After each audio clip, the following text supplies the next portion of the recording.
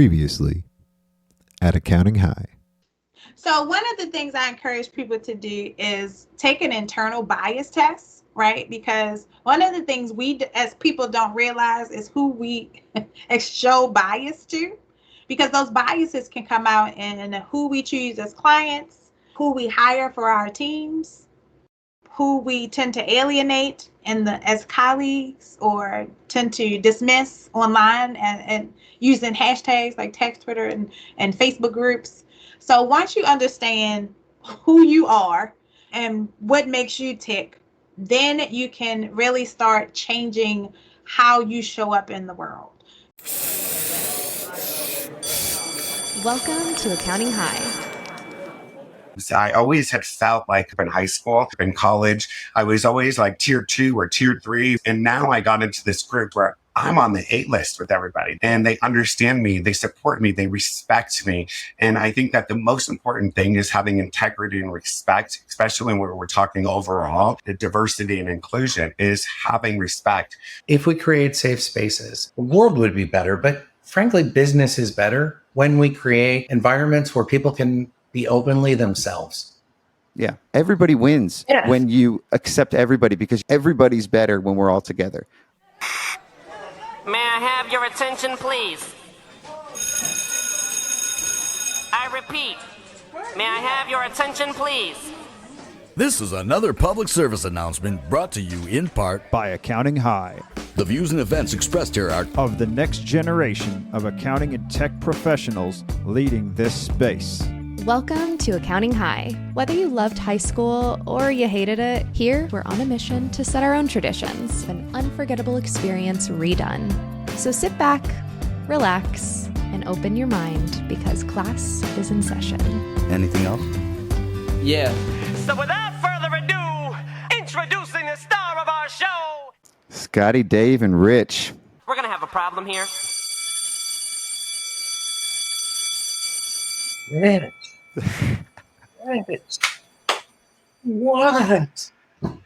I'm just going to say I'm out. Class is in session. I called you Rich out the gate. Oh. That was intentional. Yeah. You say never call me Rich. That's the first thing I want to call you. So we've got the one and only Richard Roppa-Roberts, Reynolds, Rich, whatever. We're gonna keep adding R's to the end there. All right. There you go. Of Roundtable Labs. Right. Thank you for joining me today, Richard. And Richard brought a guest. I did. Dave Kersting of Capavario. The Dave Kersting. Dave was on the center stage at Scaling New Heights this year. Front and center. After I rapped, he came on stage. We hung out backstage. It was dope. Thank you guys for joining me today. I'm going to say that was probably a very hard act for you to follow, Dave, because it was a pretty impressive rap. But you nailed it. Which one? Dave nailed it? Dave did nail it. Oh, following up. Yeah, I can't imagine the pressure that was added to be following you. But yeah. Well, I followed a camel. Yes, you followed the camel, which was a lot easier to do than following you. Here was the order of Scaling New Heights 2023. Joe Woodard, a camel, Jeremy the camel, OKR, the OK rapper, and Dave Barrett, and then Dave Kersting. Hey. It was and phenomenal. Then a few others. So enough about that. Let's talk about why we're here today. So today's episode, we're going to talk about inclusion in accounting. We're also going to talk about partnerships. We're going to talk about community. We're going to talk about collaboration. And we're going to talk about marriage, partnerships, and dating. All of those things in one conversation. So I hope you're ready. This is going to be different. I'm ready. So let the listeners know, Richard, you and I met last year at Thrival. Yep. Deeper Weekend. And we hit it off. We hit it off right when we first met. This isn't me talking gay talk or anything like that, but you openly told me like your whole story right when we met. And that was when I first started talking about the rap stuff or going out into the public about the rap stuff. You were loving that too. Yeah. So I felt like I came out of the closet as a rapper right around that time. And we hit it off. We became friends. We were talking, and I said, I got to have you on the show at some point. And we've been bouncing that around for a while, but I've gotten to know you a lot more since then. I've also gotten to know Dave.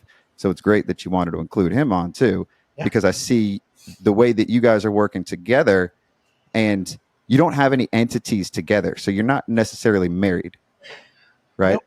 But No. you guys have formed a partnership over the years, and you're both gay openly. Yes. Yes. Very much so, yes. But you're not together. Richard, you're married. Yeah.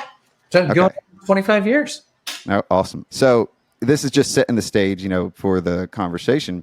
Richard, you're known for the Quasar Cowboy and Roundtable Labs. Yep. And Dave, you have an accounting firm. You're an accountant. Capivario, name of your Correct. firm. So, Richard, you're not an accountant. I am not. You've never been an accountant. No, I have not. But you love us. I do.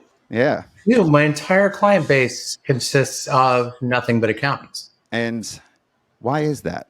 Well, that's usually the very first thing people ask me when they're in a discovery meeting. They're like, "Wait, you're not an accountant? You're not a part of the industry?" I'm like, "No, I'm a big part of the industry.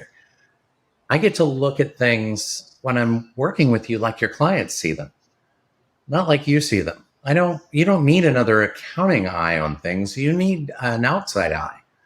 And so I kind of define that as the magic. A magic eye. Yeah, the magic eye. A magic outside eye. I like that. Well, and I can tell you from experience with Richard that he brings a different viewpoint to our clients and to our firm, because it really helps us identify, what areas am I in my own way on, but I think I'm doing great. And he wants to help me get out of my own way. So like Scott, you talked about that this weekend at the tax Twitter event, about how getting out of your own way was so important in order to identify what your true dream is. What do you really want to do with your firm, or how do you want to scale? And I think Richard kind of hones in on that piece of each one of the accountants and says, here, let me help you not figure out how to grow your money, but how to understand your process and understand how to fit in what you really want to do in life so that you can get to that end goal. So I've also found, Richard, you are very beloved and well loved by a lot of people, but also not well loved by a lot of people too. There's a lot of people that don't like you at all. So you're polarizing figure in accounting. I know that, actually. So you did not know that? No. You should know that. You should know that. There's people that you don't like either. Just in the industry. Not many. I'm very fond of you, so I'm not saying this from any kind of perspective. I know a lot of people in the profession that can be polarizing, and maybe it's because they're not accountants, or maybe it's because they think differently. And some people feel alienated because it's not matching their viewpoints or their thoughts. Very possibly. Or it could be discrimination. I doubt it's discrimination. I've only had one scenario where it was just outright discrimination, and that one was not fun. Okay. Well, it's never fun. I'm not I want to bring that up too, because I think that some people could honestly, like we talked about this in the DEI session during Tax Twitter Retreat, some of it's unintentional or unconscious too. So some people could be unconsciously biased. And I want to talk about that. I want to touch on that too. But at the end of the day, it doesn't bother you what other people think. That's what I've gathered from you. Like, you are your own person. You're going to be you. And I love that. I love people that are different and open about it and present their viewpoints, because everybody's viewpoint's valid. Yeah. Everybody has great ideas. Just not everybody acts on them. And what you're doing with Roundtable Labs is you're bringing people together for them, not necessarily for you. None of it's about you or presenting your ideas. You're bringing people together so they can share each other's ideas. I've always said the hallmark of what Roundtable is it's by describing what it's not. We are not a group where you're going to see a talking head who is espousing this is the only way to do whatever function it is we're talking about doing. It's about the host of the room pulling that information out of everybody in the room so they can share ideas. Sharing ideas is what really brings people together, and what has created some amazing partnerships when we determine things like Dave and Tanya's partnership that I'm also a part of, where they are co-firming and in a big way. And it came about because of conversations in the room. Let's put a pin in that co-firming. We'll introduce who Tanya is, and we'll talk about what co-firming is in a little bit. But that's a very good, discussion point about this is, and that's a new concept. But people are working together, and you're forming bonds, and people are collaborating, and people are doing things that they would have never, meeting people that they would have never met otherwise. They're forming bonds and relationships that they would have never done otherwise. And what you're doing with roundtables is part of my vision of what I want to do with Accounting High. It's not going to be the same thing, but it's peer-to-peer type mentoring and bringing people together and forming tight communities where people can be vulnerable, where people can share their fears and their insecurities and what they are lacking. Inevitably, you're going to find somebody that's complementary to you, and you're going to want to work together, and you get along. And how do people navigate that? Because that's going to happen more and more now that we're so connected through Twitter, through social networks, through anything. Everybody's so much more connected now than they ever have been. And people that live across the country or in other parts of the world can work together in real time. So absolutely. We've got people in 9 different countries in Roundtable. So when did you start Roundtable? 2015. I think it 2015. was August of 2015. So, and by that point, QuickBooks Online was pretty decent. Oh yeah. Yeah. I mean, like it was around the 2012 to 2015 when I found Xero, and QuickBooks wasn't really worth much. A desktop was great, but online was terrible. So I got left out of this QuickBooks evolution, and you've been spearheading a lot of that. You've been part of the Intuit world, very well beloved by the Intuit world. So 2015 seemed to be the year that people started getting on the cloud more widely spread, at least. The part of the change curve started to get bigger. It wasn't just a small few people using Xero. This was like the majority of the QuickBooks base started using it. I would say, at least in Roundtable, the trend was 2015 to 2018. Most people, their very first thing to do was, I've got to get all my clients off of desktop and onto online, almost universally. That took about 3 years. Now we have maybe 1% to 2%, maybe a few more that are on desktop, but they still get the value and the sharing and working with each other out of Roundtable. It's fantastic to see the transition of people going from desktop to online. It really is. And you also get the support, I think, which is important to announce too. There's a lot of people like Accounting Therapy that provides that support that Alexis gives and her team give to help other firms move people from a desktop environment into the online environment, along with all the Intuit tools. And a lot of it stems from those early days. People were really connected together through either Twitter, Facebook groups, or QBO chat, which would have been somebody on QBO. But most of these people were connected through one of those 3 mediums early days. And those were probably the mediums that really let Roundtable find its way and take off and spread. Yes and no, actually. So we dropped out of the Facebook world early in 2016. And it was because I followed the crowd, did what I was going to do, started the community in Facebook, and realized it was counterintuitive to what we were trying to accomplish. And everybody got sucked into Facebook. And it's rented land. It's not your property. Exactly. And so we moved from there into other platforms. We moved to an all Slack community. Then we moved to Mighty Networks. We finally landed on Circle, where we're very happy. But yeah, if it offered some of the features that we were needing as a community, I was looking for that. I was looking for more than Facebook, where things just kind of die if you don't see them that day. And people were getting sucked into Facebook. We wanted to keep them focused on what they needed to be focused on, not Facebook. Be more intentional with the way they're using their time on the networks too. But that helped at least get things launched and started off the ground. It did. Yeah. Most of our early membership came directly from Facebook. Because I think in the early membership, if they didn't even use QuickBooks Online, they were still using Facebook. They were. They could be on desktop, but they were definitely using Facebook. That crowd definitely, there's a bigger intersection of that Venn diagram. Yeah. If they're on desktop, they're probably using Facebook. So that's at least to get your early starts and to get grounded. Now, most of the Roundtable community, I would say, is in the Intuit camp, color green, which is most of the country as it is. Do you have many Xero people in there? We have a few. We're about probably 5 to 9 that I can name off the top of my head. But I would say that out of how many? And how many people are members of Roundtable? We have about 250 right now. And that sounds like we 5 of 250. Yeah. Yeah, we did a survey about 3 years ago. So it goes a little deeper. About 5 years ago, nobody was certified in Zero.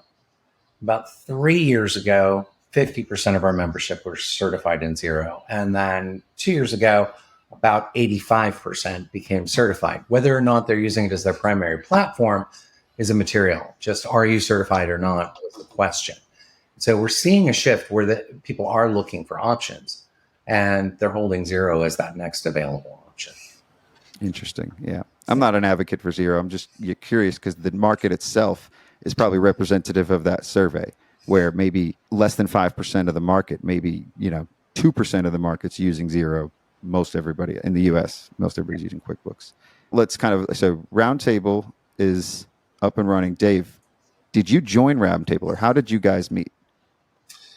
So yes, I was referred out by a current Roundtable member, Jonathan Bello, and he brought me in, and I instantly fell in love with the community, with the amount of ability to not only hone in and specialize into like construction junction or dream to team portions of Roundtable, but the main concept, you're not the only one, being a part of membership and telling me I'm not the only one that's going through this problem or has this idea, and not having to recreate the wheel to make everything that you need to make, or being able to just put out there, hey, I have this question. Now what? What year was this? This was in 2021. Oh, okay. So it's only been just 2 COVID. years. Yeah. My firm started in COVID is when I started the firm. And so in that beginning timeframe, I was trying to find a community. And so I went through 2 or 3 communities before I found Which ones did you check out? Roundtable. They're much smaller, no names. Well, maybe no names, but let's say this. What was different about Roundtable than the other two, or what was lacking in the other two?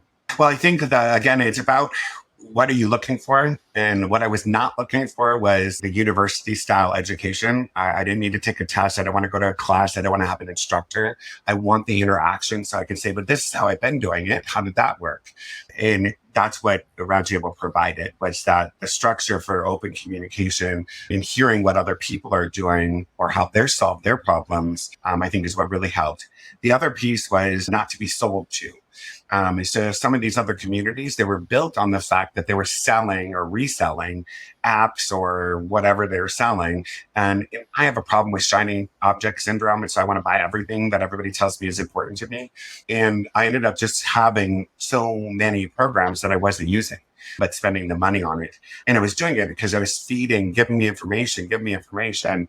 And then realized again, when I got into Roundtable, hey, there's good things about apps. There's bad things about apps. I got to learn both and then make a decision for using Quasar Cowboy Richard Roppa as my business coach to hone in on what it is my firm needs and what I need as an owner to manage my firm. So you have a little behind. I'm describing behind you for the listeners. You have like stamps or like picture or stickers of different apps. It's sort of like a window with all the different apps. Are you using all of those different apps too? Sort of like a banner, like an advertisement almost. It is. And it started out as a joke in my original office because I had this screen would hit this wall that had nothing on it and it just looked weird. So I started putting these, the stickers that apps would send me up on the wall, but only if I was really in love with their app and I really used them. So, like I have Listio. Listio is the communication software that my firm uses. It's secure. I love it. That, I have Financial Sense over here. And Financial Sense is what I call the hub of all of our work. So everything starts in Financial Sense and then spreads out into the other apps. Using Relay as banking, Callbox for collections, they are, and there's 20 more apps that I use that I just haven't got up onto the wall yet. But it's about what is the most important for your firm. Yeah, and what works for you, because everybody's got different needs. Everybody's got a different firm. Every firm is a snowflake. Yeah, I say that a lot, and it's a different solution for everybody. But these aren't paid partnerships. You're not getting paid by all of these apps. This is just you're proud to use them. Yeah, So I'm not paid by these apps, and I'm doing it because, again, I love them and I want my stamp on them. I want people to ask me about them when I'm on a Zoom, like, hey, what is Financial Sense? What is Callbox? Because then I can build that education. Hey, I really love them for these 10 reasons. And I'm also going to tell them, here's the 2 reasons that are things that are opportunities for that app. It's just in case. Might not work out for you. And now a message from our sponsor, Callbacks, Financial Sense, Listio, Relay, and Scribe. I'm kidding. So, and Roundtable doesn't have open like sponsorships in there, maybe during like events or something, but most of it, the value prop is the fact that they're not going to be sold to. We actually are a vendor-free zone. So A vendor-free zone. I love that. Absolutely. We don't have vendors. We actually have an apps roundtable, but they are in a separate place. We don't allow them to interact with our members. Now, do we talk about apps? Absolutely. Do we connect people with the creators of those apps? Absolutely. But we don't bring them in. We have a special roundtable which brings all of our cohorts together once a month, led by Dave Kersting. It's called One Topic Roundtable. And some months it's about an app, but that's the only time that you'll see them really highlighted and showcased inside the community. And we don't let them do a demo. So when they come to talk to us about showcasing, it's about letting people find out, will it do this? Will it do that? Here are the 5 things I need out of this kind of an app. Will it do this? And I insist upon straight shooting and none of the doublespeak workarounds that imply the feature exists. We get down to it. If it sounds like they're going in that direction, I'm going to go, hold up. Does the feature exist or not? And get a yes or no out of them. And it's really led to a lot of very different kinds of discussions that you don't see when apps are just left to do their own thing, which is usually, here's a demo. I'm going to show you all the good parts that work and work beautifully. I'm going to skip over the parts that I don't want you to see. And then I'm going to let you ask questions. We dig into all of it. To me, it's just like, because I'm running those one topics or the special apps topics, I'm going to meet with them first because I want to know and understand all those things. So I know what I'm asking. If there isn't questions out there, not that I've ever had that problem. Everybody wants to participate and ask questions. It's voluntary. So not anybody feels like the need to show up, but we also set the expectation for the app as well. That, hey, this is an interactive conversation, not a demo. People are going to ask you things that you're going to be able to say, you're going to have to say no to. Hey, we don't have that now, but let me see if I can throw it on a roadmap. It's about honesty and not salesy. Like, how can I support you, and how can each other support each other? Speaking of straight shooting, you mentioned that too. Now we're going to talk about the diversity and equity. No, I'm kidding. The reason I brought, because we also believe in a lot of straight shooting, straight talk. We have sponsors on the show, but my vision for all of this is, and this came up during our first conversation, is the public school and the private school. Public schools got the sponsors. The private schools sponsor free. What did you call it? No sponsor zone, no ad zone? It's a vendor-free zone. Vendor-free zone, that's right. So, but we talk about tech partnerships a lot here. We also talk about partnerships and firms. We have never talked about gay partnerships, though. So that's something that when I hear somebody say my partner, so my wife listened to one of our real early episodes. She listens now. She knows, she understands when somebody references their partner now. But when I had a guy on, kept talking about his partner, my wife thought it was his living partner. Was he gay? She asked if he was gay, and he wasn't. This is Kenji Kuramoto. He talks about Matthew May all the time, but he kept calling Matthew his partner. And now my wife knows Kenji, so she knows he's not gay. But she asked that, and that was interesting to me because when you hear it outside of the context of a professional services firm, when you hear partner, you typically think of a guy talking about the other guy at home, the partnership, which typically is not a marriage because in our era, it was illegal at one point to be married. So that has changed in our lifetimes. But in accounting, when you talk about partnerships, it's a business that 2 people own, maybe sometimes more than 2 people own, and they are living it like a marriage, let's just say. I don't know of too many partnerships that aren't co-owned. That when you refer to a partnership, it's co-owned. But this new concept that Dave has introduced to me, I had never even heard of it before, co-firming, is a way to form an alliance with another firm, yet is not married or tied. There's no ties of ownership. So it's sort of like dating or referring to somebody as your partner, possibly, but not actually being married. Go ahead and say it, Scott. It's like friends with benefits. That is. Actually, I wasn't going to say it. Thank you. That's perfect. So that's interesting. Yeah, and that's what we talked about over the weekend, Scott, was exactly just that. Yeah, a marriage is where there's two owners and they own this firm together. They're married, in the firm and then the success of the firm. Yeah, and if they ever want to split up, there's a long legal proceeds that take place. In the formation of what we're doing now, we are forming, we'll call it a three-way partnership, and we're getting there. Keep going. We're getting close. We're getting close to crossing the lines. I love to cross. So in that three-way partnership, one of the very first things that I insisted we talk about was what happens if we break up. Because we want to know that the firm will either live on, or who gets the shares, or are they for sale, or whatever the case may be.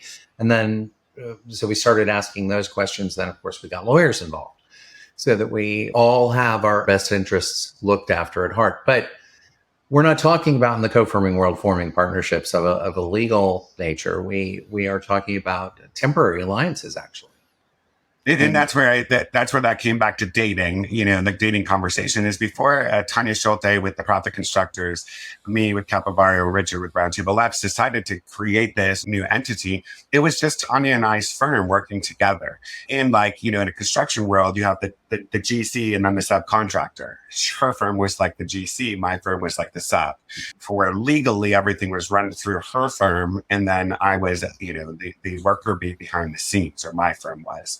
Then as we started to do this over the last 2 years, we started asking some of those questions, like what happens if, what does a divorce look like, or a breakup look like? We need to have this conversation so that we know what happens. What happens if a client likes Tanya and doesn't like me?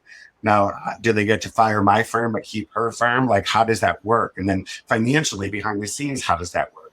So it can get to be quite a to do. And then now, we're like, hey, Richard, come in. You're going to be a co-owner with us as well. So now there's this three-way, and we're like, okay, now what does this work? How does this manage? But then on top of the three-way of ownership, we're now bringing in 10 other firms that are going to be that sub or the other person we're dating. That is, I don't want to go there. Nope.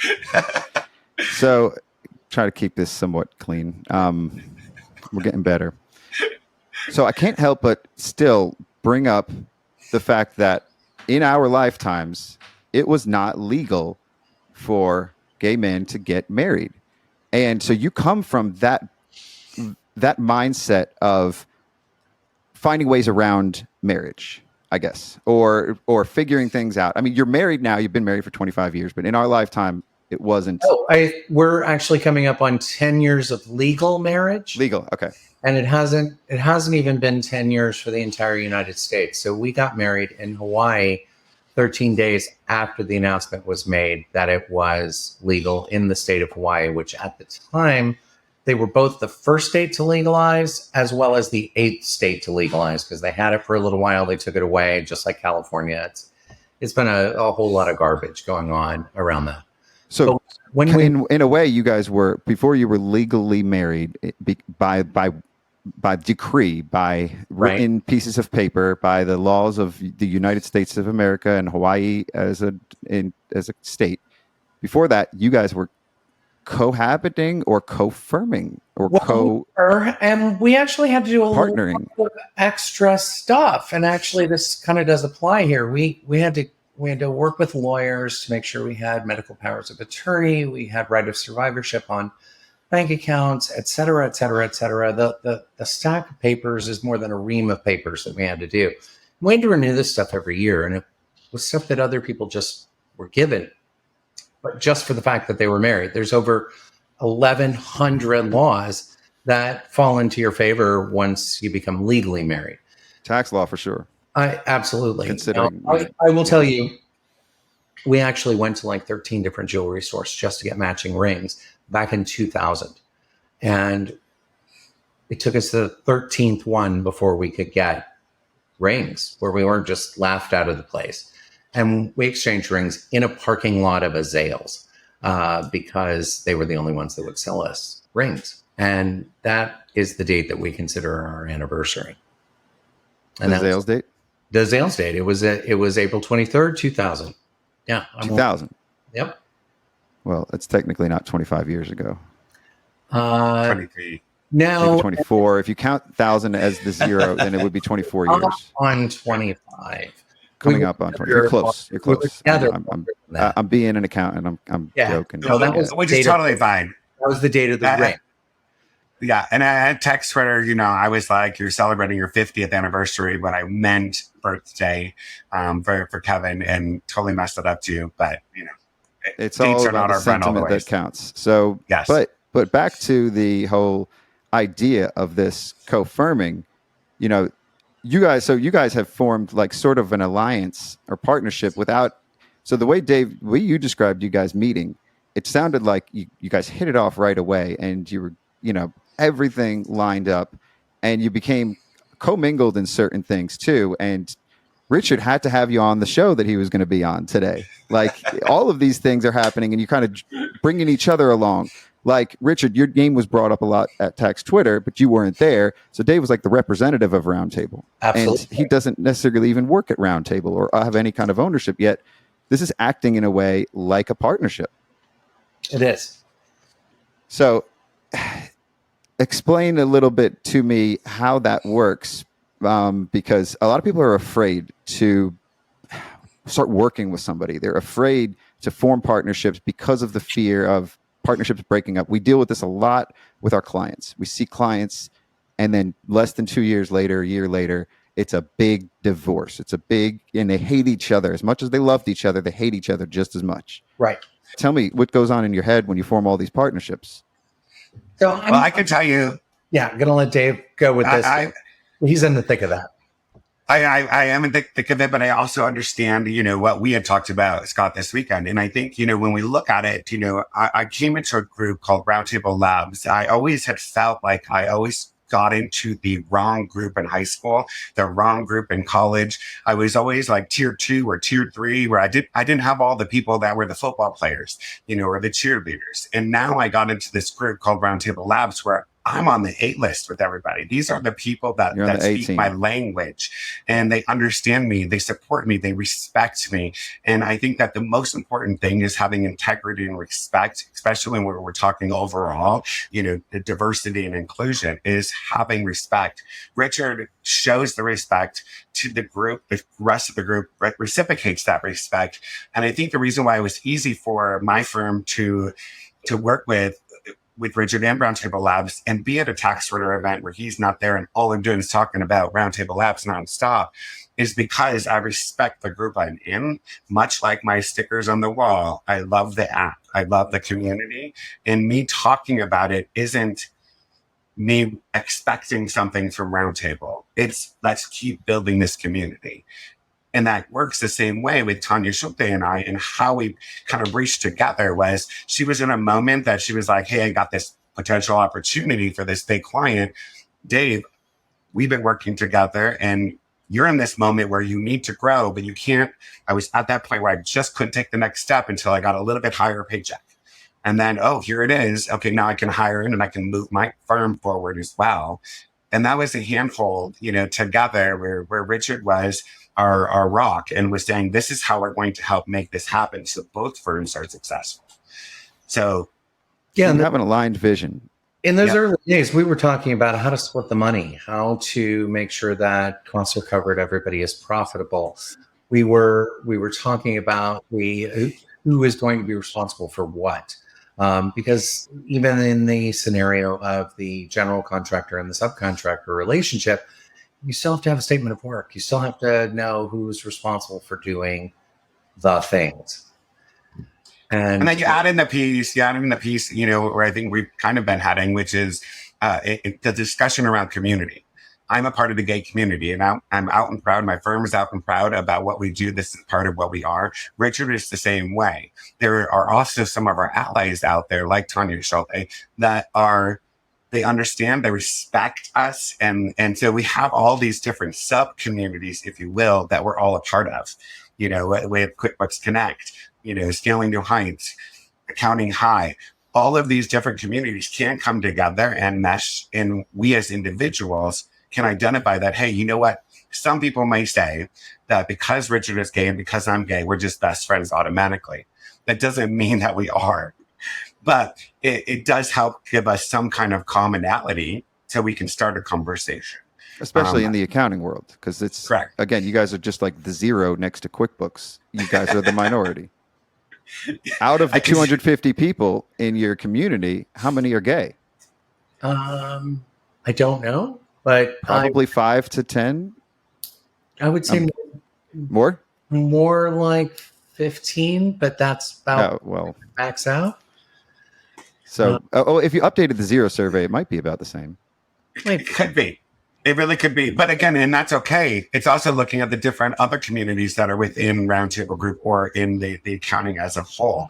And I think that's the important piece again, is how do all these communities come together, like Tech sort of did this weekend with us there, Scott, and the conversation we were having in that diversity meeting was not, it was about having the hard conversations, but being vulnerable and being in a safe place to have it, but also understanding that it comes down to respect, really just down to respect and taking and understanding what their perspective is. Yeah.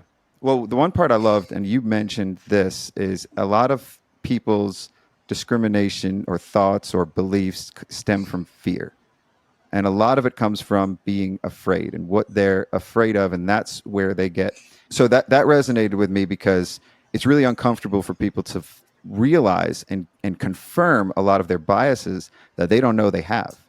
So there are a lot of, let's just say, general white straight men that are very biased, but they don't know it, especially toward women or gay or even race. Like there are a lot of straight white men that have been privileged. I'm one now. I'm starting to confirm what biases I have. I don't think I was ever racist, and I don't think I was ever homophobic. The women thing, I'm still trying to understand because I got pointed out by Nayo that I talk over women, but somebody else corrected her and said I talk over everybody. I'm getting better at that. I'm getting really better at that and not interrupting people. But maybe I do it more with women than I do with men. I don't know. But that's uncomfortable for me to realize that because I didn't think I was like that. I hear it constantly because 98% of my clients are women. But the last 9 years specifically in business, it's really been eye-opening. I didn't realize how offensive it was to say, you should smile more. You have a beautiful smile. That is, just leave them alone. They don't have to talk to you before you're going to check out their groceries. I would prefer to have a woman on here for us to talk about this, but it's okay because you guys are part of that disenfranchised group too.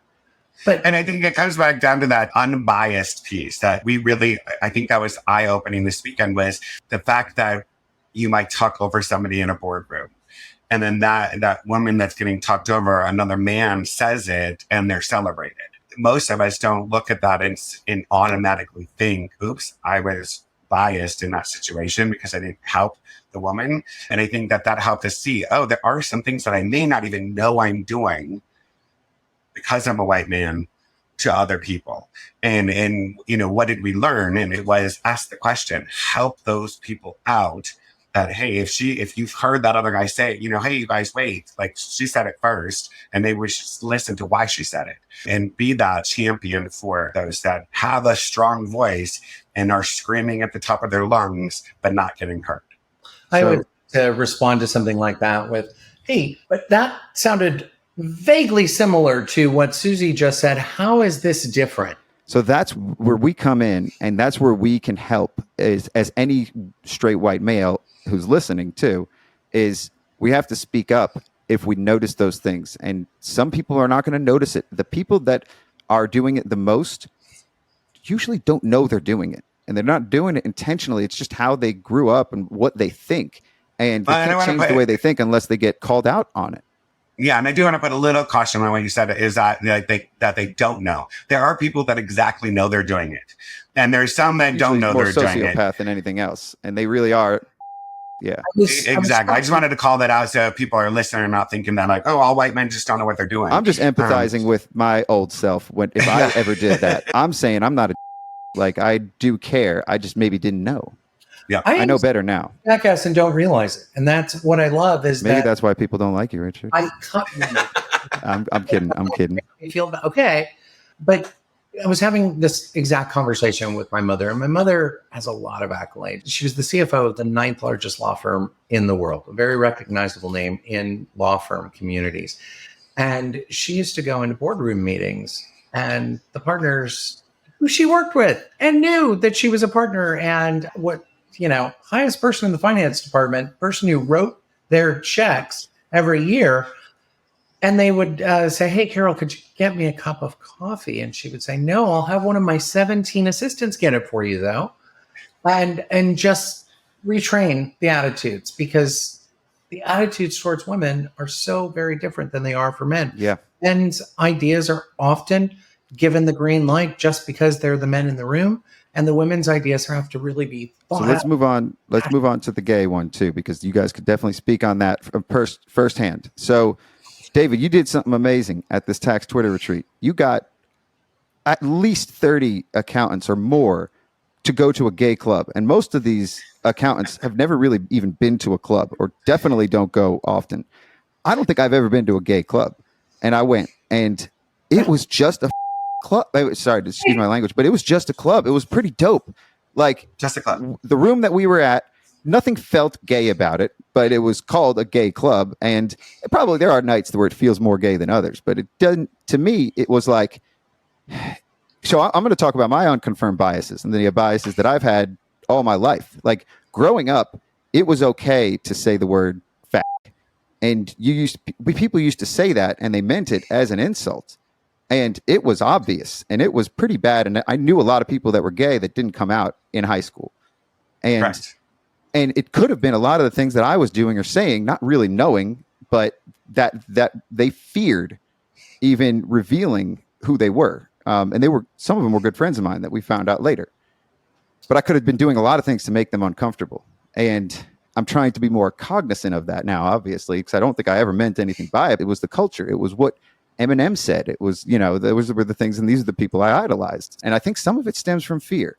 Yeah, no, I mean, I agree with you. I mean, I think there are those moments, those people that are out there that can even continue that miseducation about the gay community or any other community that it may be in need. I think that the biggest part that was exciting for me with Tax Twitter and offering up the club was that the nightclub was a block away, and they were excited to have us. They brought us in and gave us all free admission to be there. And I wanted to make sure that while we were in the diversity class, but all throughout the entire weekend, explaining to people, it is just a club, but I'm going to call it a gay club so that you can make a choice on whether you want to come or not. And if you feel uncomfortable, then you have the time to have that conversation. So I did it intentionally because I wanted people to know that if they're uncomfortable, have the conversation. I'll stay by you. I'll make sure that there's somebody else that is more comfortable near you. There was no pressure. When everybody got there, everybody in, we treated like royalty. They let us in for free. We skipped the $10 cover. And they knew once we showed them that picture, boom, stamped us up and everything. It got us right in, got our first round of drinks, and it was a lot of fun. And we brought 3 people that were over the age of 50 that have never been to a gay anything, let alone a nightclub. And they said, just like you said earlier, this is just a club. It's just people having a blast. And there's girls, there's boys, it's just everybody's just being themselves and having a lot of fun. I didn't see any drama. There was, from my knowledge, there was no drama. Gay people are associated with drama. That's like the stereotype, right? Richard, you're always drama. There's always some drama with you. But to me, what it gave me was this pleasure of understanding from the community that was coming over from Tax Twitter that they also recognized it, that we're just people. It's just a club. We don't have to call it a gay club or a gay restaurant or that this is gay Dave. This is just Dave, and he happens to be gay. But it's not like saying, anything else about me. It's not my identifier that says who I am. And a lot of people had a lot of fun, and a lot of people showed up, had the experience, and then left. And we're comfortable even going back to the hotel bar. So a lot of people hide who they are for the world, for society, for business. So I can say this because I can relate. I hid who I was for my whole career in business. And I was in the closet as a rapper. Let's just say that. Let's just use that as the phrase. And I couldn't talk about that. I had tattoos that I got removed. My hair was short. I wore polos. My shirt was tucked in. I didn't wear hats. The person that it's not the same person, right? I didn't think I could be me in business. I didn't think that was accepted. There were dress codes. There were things that you had to shave. You're shaved now, which looks kind of weird, but I like it. I love it, actually. Richard, this is a good look for you. Keep this going. Hot. It was 120 degrees, and I was like, something has to give. It's either the hair. Make the sideburns a little bit longer, and it's going to be fire. Like, go a little aggressively Elvis, and it's going to look so good. Actually, they were down to here, and I misshaved the other day, so I had they were uneven. Yeah. Well, Scott, you got to have additional. We created a video this weekend.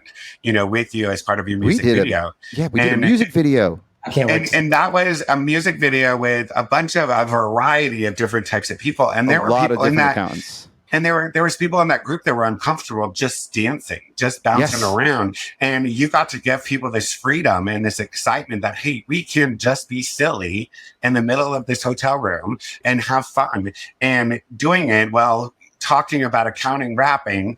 And I mean, like the smiles on people's faces when we kept getting back to the chorus, where you're like, okay, once you know it, start singing it. And then listening to the people singing it, the excitement that you brought to that. It was their words too, though. I didn't even write that. And that's the point that I'm saying. When you say coming out of the closet, that was the moment. That was a moment that you not only came out of the closet yourself. I think the moment was scaling new heights. The moment was scaling new heights on the stage, which you were there with me right before. Yep. That felt cool. But back to the whole conversation of me coming out, right? Like it's been empowering because people recognize that the posts that I make on LinkedIn, the ones that get the most engagement are the ones where it's talking about being different and presenting yourself in a unique way. And everybody says I'm unique. And I don't think I'm that unique. I think I'm very basic, straight white male, 3 kids, in a house in the suburbs, member of a country club. I don't even play golf anymore, but I have the golf membership, like very basic accountant. I don't see myself as anything different, but I'm being me, and that's different. And I think that's how everybody should be. If they be themselves truly in and out, then they're going to feel more comfortable. They're also going to feel less stress and anxiety to present themselves in a different way and have less going on in their head, and they can show up as their true selves and give their full opinion. But it's only if, and society may not accept them, especially at first, but there will be people that do. And I think Richard can really show us this piece here because of what Roundtable does. Roundtable makes you feel comfortable. Roundtable gives you that ability to have that excitement. And Richard's the one that has to start it from the top down. So I'll let you talk more about that, Richard. Well, I was just going to say that when we're talking about being yourself, that's kind of the hallmark of what I want everybody to do. Why would you be somebody that you're not? I'm going to give you a great example. During COVID, I had a CPA client reach out to me. She's like, I need you to have a talk with one of my employees. I'm like, sure, what's going on? And she said, they will not put on a suit when they're meeting with a client on Zoom. And I'm like, okay, wait, what? They're working out of their house. You want them to put on a suit for a single client meeting during the day. What now? And they're meeting with people who are wearing sweatpants, maybe just boxers, and you want them to put on a suit. But please explain why. Well, we can't just let them be themselves. It's our image. It's our image. And I was like, that was the moment that kind of, well, there were 2 other moments that defined, you got to be who you are. And the first one was probably back in 2008 or 2009. So my best friend is Stacy Colwell. Stacy was known a decade ago, pink hair. Most powerful woman in accounting, I think 7 years in a row. Pink hair, she's being different. Yeah. And yet her pictures at well-known conferences were always put in black and white because they would ask her for a picture that was a normal headshot. And what's normal? This is my normal headshot. This is an actual professional. That's how I feel comfortable. And they would filter them to be in black and white because pink hair wasn't acceptable. Now, fast forward 5 years, and how many people do we see at conferences with pink hair, blue hair, purple hair? Tons. Being themselves. But now it's widely accepted because of people like her and Liz Scott and the others, right? The pioneers of this. And now other women feel more comfortable. I saw a lot of women at the Tax Twitter with dyed hair or streaks or highlights, and they probably feel more comfortable. I showed up to the Gusto event with braids in my hair. I looked like Coolio or like Weird Al when he did his version of it. I mean, it looked like, I'm, the way I come across and like my hair it was, but I felt good. Like it felt normal. I got a compliment. The first, I had a little bonnet on, covered up my hair with a FreshBooks bandana on the airplane and everything. And then I took it off at the hotel because I was going to film a different video, not the one you were referring to, different music video. And somebody complimented me. Like just some dude that was working there said, I love the braids. That was like, that made me feel good. Yeah. I felt like Post Malone. But it's just the little things like who you are in business, super important. I will say that when I talk to prospects, I still do it quite frequently. I will, for whatever reason, mention that I have a husband. Yeah, you do that offhandedly. You did that the first time I met you. Yes, and it is I'm going to say it is a defense mechanism to see what is the other because I refuse to have a coming out conversation. I feel like, Scott, if you've never had to have that kind of conversation, I don't want that pressure on me either. So here's I have a story. So I have my team is made up of 5 people here in the US. I have 4 people in the Philippines. They're part of our team too. Sure. But of those 5, 2 are gay men. And of those 2, I didn't know when I hired them. I would have hired them either way. One of the former was more obvious than the other, but the first one, no idea. And I'm having a conversation with him later at night in the office, and I'm talking about my thoughts on gay men, saying they're born like that. It's not a choice, and my pro stance, like, or toward that, whatever my own opinions are, to him, thinking he's a straight white male like me. And he said he's gay, and I laughed. I thought he was kidding, and then I just kept going. And no, he said he really is, but he still had to bring it up. If we create safe spaces, and safe spaces doesn't mean the crazy thing that people on Fox would have you believe with the safe rooms and all of that. I'm talking about just creating a safe space for people to be who they are. The world would be better, but frankly, business is better when we create environments where people can be openly themselves. Yeah. Whether it's in our group rules. It's everybody's best interest. Everybody wins when you accept everybody, because when you have the different viewpoints and the difference in ideas, all the ideas come together as better because they're complemented and they're stronger. Everybody's better when we're all together. I'm a strong proponent of everybody coming to the table and being equitable and having a seat at the table, bringing everybody you can of different thought, of different schools of thought. Everybody has a different opinion, but taking that school of thought and taking their life experience and bringing that to the table is going to elevate everyone. Bring all the L's, the B's, the G's, the Q's, the pluses, the races, the people on the spectrum. I think anybody, male, female, everybody comes to the table. That's the round table. Like, that's the table that people should be joining. And it's probably one of your round tables. You probably have everybody from every spectrum. We don't have everybody from every spectrum. I am looking to have everybody from every spectrum. I would love that. That's the ultimate round table right there. Would be. It would be. Yes. Yeah. That's the equitable round table. I need to, as much as I want to be a proponent of DEI, I have a lot to learn still about equity. I understand the inclusion part. I understand the diversity part. Diversity. But I'm still learning about. So they brought up a very good analogy in the session, the text Twitter session.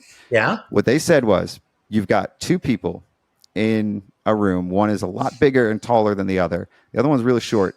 And they're putting all the available foods and snacks and everything in the room. But there's some really high shelves. And they put some of the good stuff on the high shelves. And in there. And so they say, just grab whatever you can. Here, everything's yours. Grab it, take it. It's all there. The person that can reach everything without any effort, just putting their arm forward, that one obviously was born with that privilege, with that ability. The other one wasn't. So it's having allies. That was the best response to this. Or how do you change that? How do you fix that? Is having somebody there that can help you reach that area on the shelf. Actually, I think it goes beyond that. I'm going to push back and say it also means lowering the shelf. Yeah, was one of the options was to lower the shelf so that everybody had that the starting point at the same. The other was having the ally or the person that's standing there that's taller. Here's a ladder for you that it was over here. Or if they go get their own ladder, by the time they get back, all the food's going to be gone. So having the taller person just grab it for the shorter person. But it's still not equitable in that as a short person, I would still have to climb those steps, which is making it not equitable for me. Equitable would mean I have the same opportunity to grab the same snacks at the same time that everybody else does, and I don't need a helping hand. But if you're somebody that has no control over where the food goes and how it's there, what can you do to help that situation? And if you're somebody that is taller and you can reach, you can make it easier for the person next to you. That's what the point was. Funny, my husband is 14 inches taller than I am, and I'm short. Perfect. We just built a floor-to-ceiling pantry, which is the most ridiculous thing in my world because I can't reach all kinds of stuff on the top at all without going and grabbing a ladder. And so we just had this discussion. I'm like, you gotta make it so I can grab the stuff that I need to get. And so now the stuff that he wants to keep up there that I never touch, the cooking things, because I don't cook, he keeps that up there where he can just grab it and go. So the big, like the Instapot, that's up there. I'm never going to touch that thing in the world. Yeah, I think at the end of the day, the hope in equity is for everybody to start at the same starting line. When they're running a race or whatever. The hard part is identifying how does that happen. So we also learned that there's people that are in the affluent communities, rich, have everything that they could ever dream of, that might still be the person behind and the rest of the world based on things that are happening to them. Well, maybe they were in that affluent world, but they were being abused. So now they don't know how to act in this scenario. So it's how do you decide the starting line, but also how do we get to where we need to be? So that, and the best way to do that is with our allies and having open communication that's respectful. I absolutely agree. I think, though, when we talk about equity, we also have to talk about the fact that, that's a great way to describe it, some people need a little more than others. And so it's not just right to say, okay, everybody has the same starting line, especially if some people started way behind the starting line to begin with. They didn't have the same advantages growing up. No, they can't afford to be in a place like Roundtable. Their practice hasn't taken off because of where they are located, and they're serving an underserved community themselves. How do we get and attract people like that, or provide, and we're actually doing that, we're providing scholarship programs for scenarios like that. But how do we make it so that, in my case, the community is equitable to everyone, everybody? It's not just enough to say, well, you do have the same starting point because you pay the same membership fee as everybody else. Well, sometimes that's not equitable. I would have suggested, if we were having a DEI discussion, that it wasn't 3 white men. Good point. I don't think it was going to be intended to go there, but it was very appropriate. Right. I think that we morph our conversations morph just like they do in any kind of conversation anywhere we're at. I think that we've also acknowledged, Scott, right from the beginning, you acknowledged, hey, this isn't the panel that really should be having this conversation. Yes, we have, 2 gay men on here, but the gays don't. I'm not even presenting us as authorities on any of these topics. No. I'm conversing in them because I'm trying to understand them better and become a better person overall. And the only way I can do that is by understanding and knowing. And I think that you're going to be able to spin this one off into another session where you can have people like Nio join and be prepared and have a great conversation. We're going to have another one with Arume coming up very soon. But I'm just making a point that sometimes it's unintentional. And there is, generally speaking, to my audience, I have done everything I could to be as broad for topics as I can, but it's still 70% male. Really? Yeah. I have a lot of female guests. We talk a lot, but I think overall, overwhelmingly, maybe it's my viewpoint. Maybe it's the way I am, and I'm unconscious about it, but maybe I am turning some people off that maybe would otherwise have been turned on.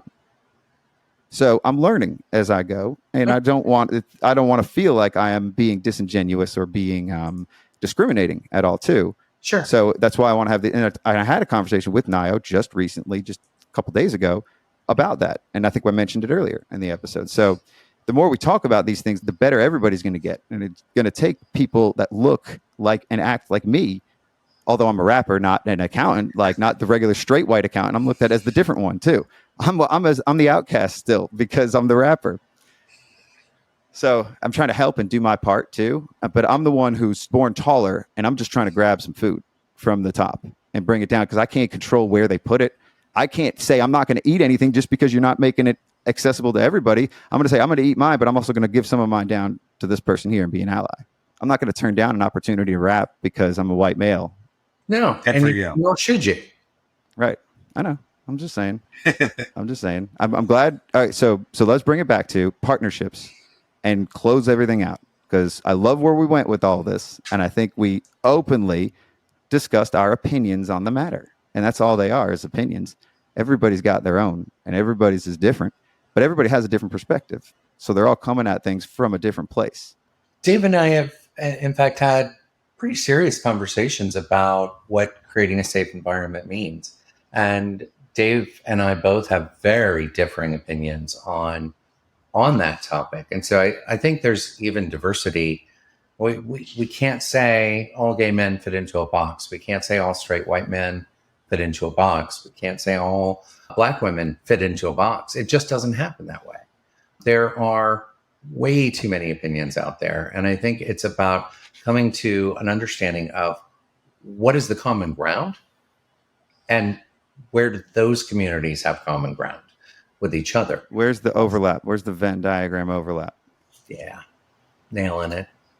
We should get a map of Liz Mason's Venn diagram. I love hers. So hers is the vagina of amazingness. And it's the Venn diagram where I forgot exactly what it's the intersection of, but that's her metaphor she used. And I loved it. It was beautiful. It was on our second episode.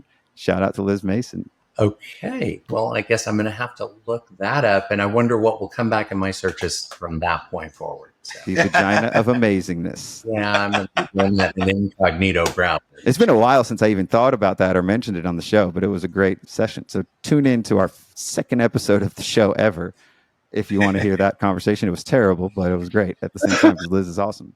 But yeah, man, thanks guys for coming on. I did want to at least have a summary of thought here. So between the diversity, between the partnerships, between the marriages, between the firms, the conclusion is you don't have to commit to anything. There are ways around everything. There are different ways of doing it. There are ways to brand it like co-firming or just working together as subcontractors or forming alliances or helping each other out. But everybody's better when you work together. Yeah. Very correct. Work together, respect each other, and be yourself. We're not competitors. We're collaborators. We all are. Our tagline in Roundtable is collaboration without competition. Dope. I didn't know that. Yeah. It's been that way since day one. That is kind of our first and foremost thought about the whole thing. Love that. Yeah. Cool. All right, guys. How does everybody find Roundtable? Not on Facebook. Roundtable-labs.com. -labs.com, like Roppa-Roberts. Yep. You like your dashes? They can also go to just Roundtable without the -labs.com because I got those both. But then once they're there, so roundtablelabs.com, dash or no dash, it'll get you there. Richard Roppa-Roberts, dash or no dash will get you there. But if you call him Rich, he will get upset. I will get upset. Yeah, that's going to come out of my skin and come unglued. But once they're there on the site, there's a menu item called Find Your Roundtable, which goes into what all the different roundtables are. And that's where the beautiful part of it is. You'll get to see, and we've got 3 new ones that are coming up that aren't even listed on there yet. We've got a new one launching in about 60 days, 45 days. That is going to be discussing apps and their effective use in your firm's practice and when to bring apps in and when to not bring apps in. So very excited about that one. Dope. No sponsors. No sponsors. Yeah. You can join if you want. There's a fee. How much is it to join? Actually, it's $250 a month. And for listeners of this podcast, if you will send me an email, richard@richardroppa.com, I will give you $50. No dash Roberts, just Richard Roppa. Dash Roberts. It had already been established pre-marriage. So richard@richardroppa.com, send me an email and I'll get you $50 off in perpetuity. Dope. For you, listener only. Yes. I love it. All right. Dave, thank you for joining us. And if you're interested, Always a pleasure. reach out to Dave. If you're interested in doing It's not that. Dave Capovario, which I thought in my head. I know your last name, but I still think it's Capovario in my head because that sounds like a last name. It's Dave Kersting. Dave Kersting. Yes, you can find me all over the place on socials or go to capavario.com. It's not Capovario, it's Capovario. Capovario, yes. And if you are lost and you still can't find it, go to cupoforeo.com. Really? Yeah. You bought that one too? I did. And I it like is that as a name. You should do that for something else. It could definitely be a brand for like desserts. Like a microwavable cup or like something that you can put the Oreo in there and it melts and you put the milk in and it's just like a hot chocolate that tastes like Oreo. Cup of absolutely. Oreo. And it just came out of, Siri said it to me, and our original was trying to text me my Capovario name, and that's how it came up. It was Cup of Oreo. And so I bought that domain, so you can find me there too. I love it. Cup of Oreo. Class dismissed. While you're here, don't forget to follow us on Spotify or subscribe on Apple Podcasts or wherever you may be listening to us right now so you don't miss out on any new episodes. Share this episode on social media, tagging us at Accounting High. And feel free to leave us a 5-star review letting us know how the school year is treating you.